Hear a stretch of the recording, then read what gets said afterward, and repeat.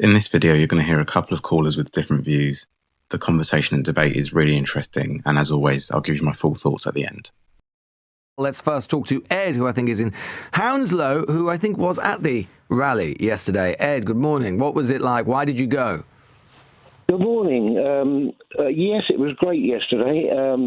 I always go to these things, so that's why I went. And you couldn't move. I eventually got up to the stage. That was some hours after my arrival, and I arrived at before noon. And the number of people there that's been estimated, I think, is grossly underestimated, because you couldn't move through Whitehall, you couldn't move through Parliament Square and the surrounding areas. Just if you got there, you couldn't move at all. Well, I eventually did, but I met up with Piers Corbyn there at the the square, Parliament Square. He was doing various things. And anyway, eventually, a couple of hours later, I got to where the stage was. I'm pictured being there at the stage on the videos. And, it was fantastic. Elon Musk came through on a live link talking to Tommy Robinson and so on. Very inspiring, as far as I'm concerned. You might not find it, but I certainly do. And you find Tommy Robinson inspiring? Yes. What do you find absolutely inspiring about him? I'll tell you, for example, if you had truths to tell, and somebody said to you, well, I tell you what, you better not tell those truths, because you know what? If you do, we're going to lock you up on your own and stay there for a long time. And if you turn around to that... Oh, no, wait a minute. Tommy Robinson was put in prison because of contempt of court. It wasn't because he was trying to say anything that was some great truth-telling thing. He was done for contempt of court. Well, clearly you're not a very good journalist, because if you looked at the video... Well, no, that's just a statement of fact.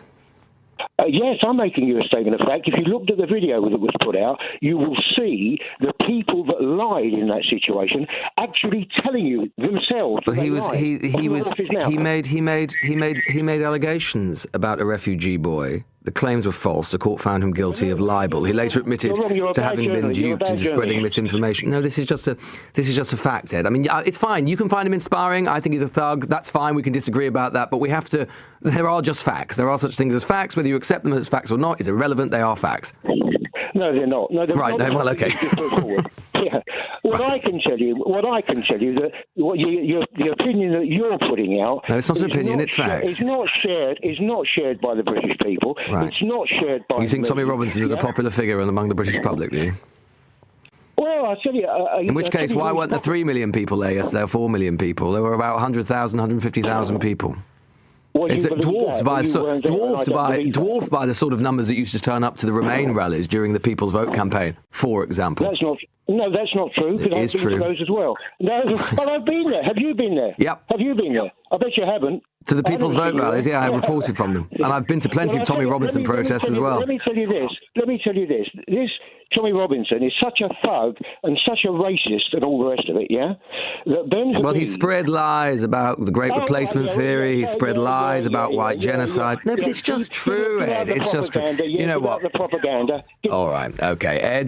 Ed, like I say, you can find whatever thug you want inspiring. I'm not bothered, but I am bothered about the fact that you won't accept facts when they're put to you. The audience will, and that's fine for both of us. So as my introduction, I'm going to set out by saying that what we're seeing in the UK is a reflection of what's happened in the US, which has been predicated by Nigel Farage and Tommy Robinson, which is essentially that they're copying Donald Trump's tactic, which I don't call, but it's a theory. It's a stochastic terrorism.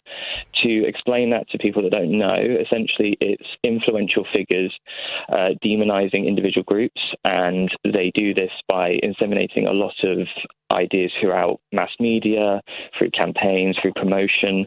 This was a lot of Charlie Kirk's work, so a lot of the rhetoric going on right now about what he did was about giving fair college debates with students, which wasn't necessarily true. He was a media trained person that was very good at grifting.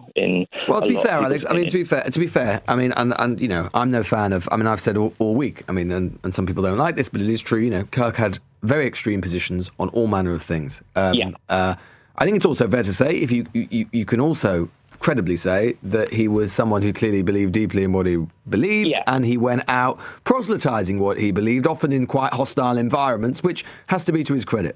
Sure. I mean, you can make that argument. However, a lot of his views are being obscured because... I would agree with that, but he has just died. So I suppose in a way it's a difficult thing in terms of taste. Even if he has just died, we do have to bear in mind that he did cause a lot of harm to people when he was using political sway to push policies through, because he was a white supremacist, he was a neo-Nazi, he pushed through...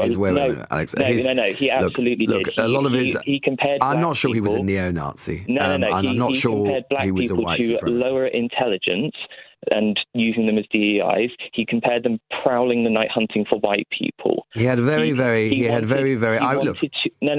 Just if I could just explain, because these things are not being announced. He spoke about whipping people over the Mexican border and even using lethal force. He called trans people an abomination of God. Alex, no one, I think in the British media, I don't think there have been many people more than me who have been reasonably strident this week in making the point that some of his views were extreme. And I don't think we should be afraid of saying that. As I say, I think it's also true. It's a slightly delicate balance because, of course, he has just been killed in horrendous circumstances and he's got a family and all of those sorts of things. So it's a difficult balance in terms of taste, but you've put the point, Alex, in Bournemouth there. Right, so the conversation I want to focus on first, and probably mostly, is Ed from Hounslow. He calls Tommy Robinson inspiring and comes out with this bizarre martyr narrative about someone being locked up for telling truths. And Lewis immediately points out that Robinson was actually jailed for contempt of court after spreading lies about a refugee boy, not some heroic speaking truth of power. But Ed's having none of it, and he just says that Lewis is a bad journalist, even though what Lewis is saying is complete fact. It's not an opinion, it's literally fact. But people like Ed, when challenged, will just shut down any challenge towards their own views, which is just the reason why political discourse is the way it is at the moment, right? People reject the other side without even listening to facts about that oppose their views, which is a really dangerous state of mind to be in. And Ed claims that Robinson represents the views of the British people, which is immediately demolished by the numbers, right? If there's actually 100 to 150,000 people, it's not really fair or accurate to say that represents the views of the full country. And it's just crazy that someone like Ed is there's probably quite a lot of people like Ed who go around spouting these nonsense views, and when it gets challenged they just shut it down, which is just frustrating to see. But let me know what you guys think in the comments. I'm really keen to get your thoughts here, and I'll catch you in the next one.